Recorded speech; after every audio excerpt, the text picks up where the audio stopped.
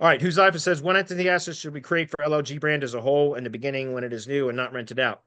Not really much of anything other than I do an ID page.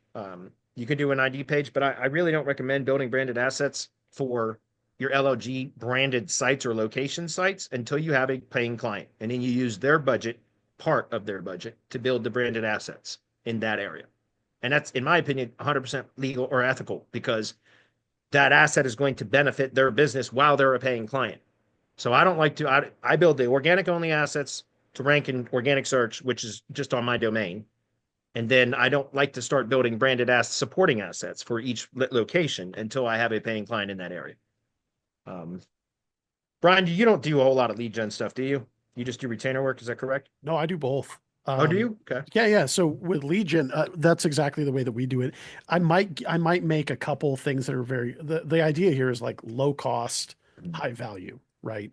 So we may go through and one of the tools that I know we've talked about in the past is like Designer or Typeset's another one that I've been using quite a bit lately, where you can make these assets very quickly, be it whether it's a cloud site, an ID page, whether it's something that's again low cost, high value for them, Yeah. or a high perceived value.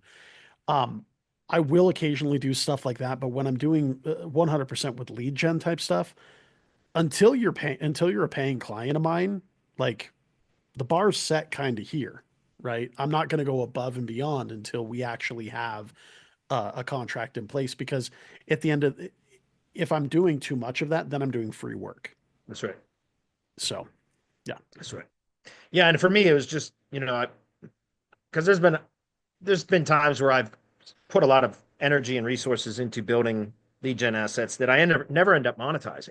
Mhm. And so, that's a lot of wasted effort and sometimes money. And so I've learned over the years not to do that, right? You get the buyers first, then you build the assets, right? Yep. It's almost like as a course creator, we've learned don't create courses thinking that they're going to sell. You put up a sales page at pre-sale and see how much interest there is before you develop the course. If there's not enough interest, now don't develop the course.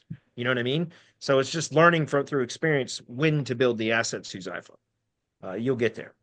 Yeah.